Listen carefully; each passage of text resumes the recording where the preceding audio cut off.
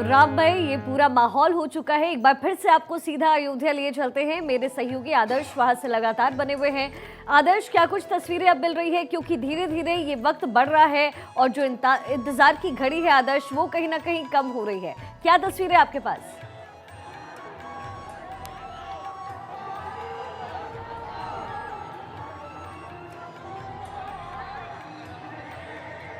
आदर्श,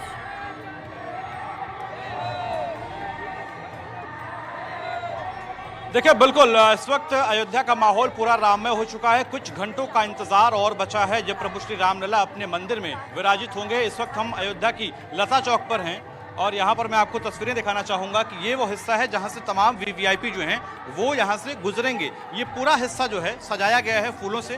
पूरी अयोध्या को अलग अलग हिस्सों में बांटकर फूलों से सजाया गया है। और मैं आपको एक और तस्वीर दिखाता हूँ, अगर आप इस तरफ देखें तो ये पूरा हिस्सा है जहाँ से अयोध्या के अंदर यानी राम मंदिर का जो रास्ता जाता है उसकी शुरुआत होती है। फोर्सेस की ऑब्वियसली अगर हम सिक्योरिटी फोर्सेस की बात करें तो हर जगह पर अलग अलग जो पैरामिलिट्री फोर्सेस है, पुलिस फोर्सेस, उनको भी लगाया गया है। साथ ही साथ इस पूरे हिस्से को सजाया गया है फूलों से। अयोध्या में अब प्रभु श्री राम के आने का इंतजार महज कुछ मिनटों का बचा हुआ है और यकीन मानिए इस अयोध्या में वो महसूस हो रहा है कि मानो त्रेता युग वापस लौट चुका है। वाटों प्रभु श्री राम का वो दौर वापस लौट चुका है और वही तस्वीरें यहाँ पर देखने को मिल रही है। तमाम लोग हैं, चाहे अयोध्या के लोकल की बात करें या फिर अयोध्या में प्रभु श्री राम के इस ऐतिहासिक दिन में शामिल होने के लिए, उसमें हिस्सा बनने के लिए आए हुए दूसरे लोगों की बात करें, वो सभी उस घड़ी उस पल का इंतजार कर रहे हैं जब प्रभु श्री राम अपने मंदिर में विराजमान होंगे।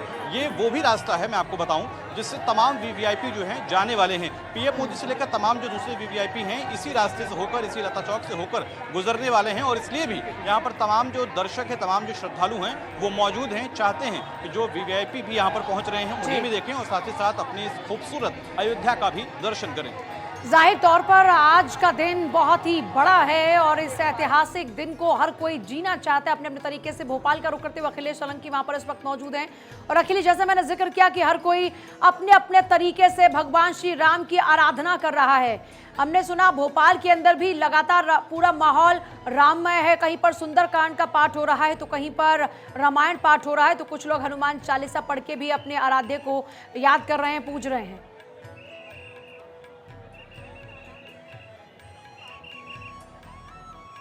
देख रहे हैं अखिलेश,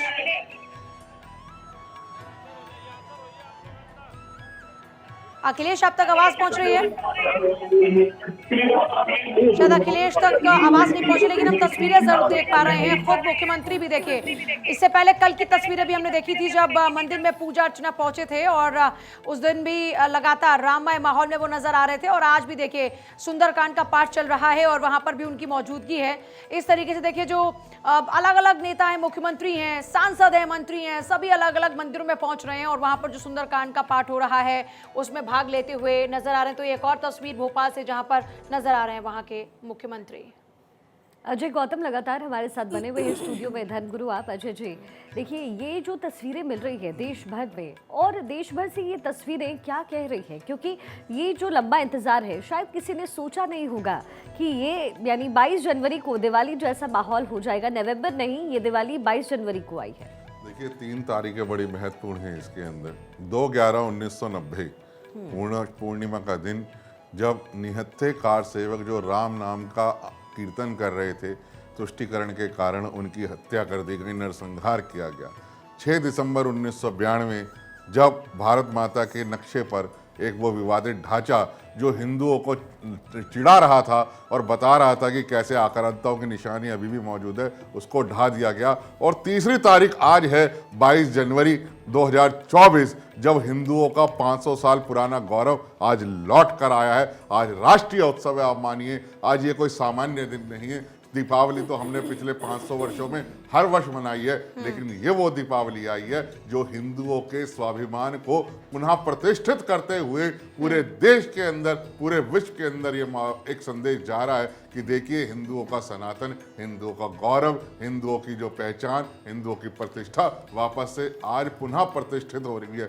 वहाँ अयोध्या में भगवान राम की मूर्ति नहीं प्रतिष्ठित हो रही, मान के चलिए सनातन धर्म का गौरव पुनः प्रतिष्ठित हो रहा है, भारतीय गौरव पुनः प्रतिष्ठित हो रहा है। और पूरे देश के अंदर, पूरे विश्व के अंदर यही संदेश जा रहा है कि आज पूरा विश्व राममय हो गया है। आदौ राम तपोवादिगमनम हत्वा मृगम कांचनम वैदिहरणम जटायु मरणम सुग्रीव संभाषणम पश्च लांकापुरी दहनम समुद्र तरणम रावण कुंभकर्ण हननम एतमद्धि रामायणम।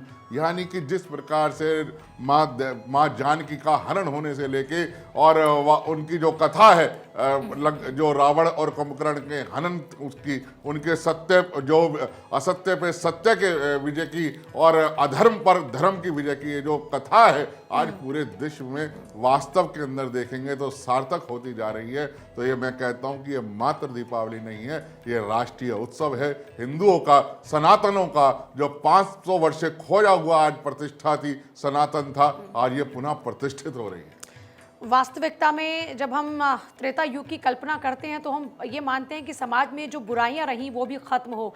मैं शुभम गिरी का एक बार रुख करते हुए, क्योंकि आज हम बच्चे बच्चे की जुबान पर, हर एक युवा की जुबान पर राम का नाम सुन रहे हैं और कहते हैं कि राम के नाम में इतनी शक्ति होती है कि हमने देखा कि राम के नाम पर सेतु का निर्माण हुआ और लंका का दहन, और वहां पर देखते हैं धर्म की फिर से स्थापना होती है, बुराई पर अच्छाई की जीत होती है। क्या ये मानकर चलें कि आज जब ये ऐतिहासिक दिन है तो अब जुबान पर राम नहीं बल्कि दिल में भी राम नाम के साथ में वो भाव होगा, और जिस तरीके से उनको कहा जाता है कि वो हमेशा से सबको साथ लेकर बेहतर करने की दिशा में बढ़ते रहे, वही भाव हम सब में भी होगा। प्रभु की कृपा भयो सब आजू, जन्म हमार सफल भय काजू। पहले तो सभी को जय श्री राम और आप सभी का हार्दिक अभिनंदन वंदन। और त्रिदेवी बैठी है, त्रिदेवी को मैं प्रणाम करता हूं और भगवान श्री राम आप सभी की मनोकामना पूर्ण करे। और जितने भी धर्म गुरु बैठे, रावत जी, गौतम जी, और हम लोगों ने साथ में संघर्ष किया, राजनीतिक विशेषज्ञ, मैं आप सभी को प्रणाम करता हूं और भगवान श्री राम आप सभी की मनोकामना पूर्ण करे। देखिए पूजा जी, आपने बहुत अच्छा महत्वपूर्ण मेरे से प्रश्न पूछा, मेरे को प्रश्न देने का आपको उत्तर मिला है। मैं आपको बता दूं कि राम का नाम इतना महत्व है। रा का मतलब है नारायण के राम से आया हुआ है, माँ का मतलब है नमः शिवाय के राम। भगवान शंकर भी काशी में जिसकी मृत्यु हो जाती है तो राम बोलते हैं, तारक मंत्र है राम, क्योंकि राम को तो सबने ही भजा है, चाहे राम को किसने नहीं भजा, राम को तो सबने ही भजा। और 500 साल का जो हमारा संघर्ष है, संघर्ष बहुत महत्वपूर्ण है। देखिए सारा देश राममयी हो गया है, कहीं सुंदरकांड के पाठ हो रहे हैं, कहीं रामचरितमानस का अखंड पाठ हो रहा है, कहीं भजन हो रहे हैं,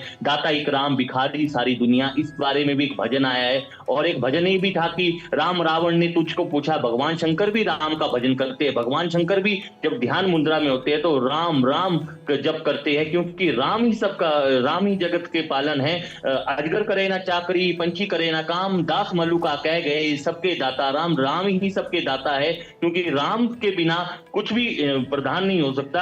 आज राम मंदिर का जो गौरव है, प्राण प्रतिष्ठा का जो कार्यक्रम शुरू हुआ है और आज जाके प्रधानमंत्री जी प्राण प्रतिष्ठा करेंगे, शिलान्यास करेंगे। और हमारे देश में इतनी साल से संघर्ष हुआ, आपको अवगत करवा देता हूं कि 1885 में फैजाबाद कोर्ट में, मैंने कई परिचर्चाओं में कहा कि फैजाबाद कोर्ट में निर्मोही अखाड़े के श्री महंत रघुवीर दास जी ने पहली याचिका ब्रिटिश शासन में दी थी और धर्म सम्राट स्वामी करपात्री जी महाराज, जिन्होंने भी राम मंदिर में लंबी लड़ाई थी जिससे लड़ा गया और आज राम राज्य की स्थापना हो रही है, ये बेहद गर्व की बात है। आप बने रहिएगा हमारे साथ। इस वक्त आदर्श अयोध्या से हमारे साथ जुड़ रहे हैं। आदर्श, आपके पास क्या तस्वीरें मिल रही हैं, क्योंकि वक्त आगे की ओर बढ़ता जा रहा है और वैसे ही इंतजार की जो घड़ी है वो कम हो रही है, लोग वहां पहुंच चुके हैं। कौन कौन अतिथि अभी तक पहुंचा?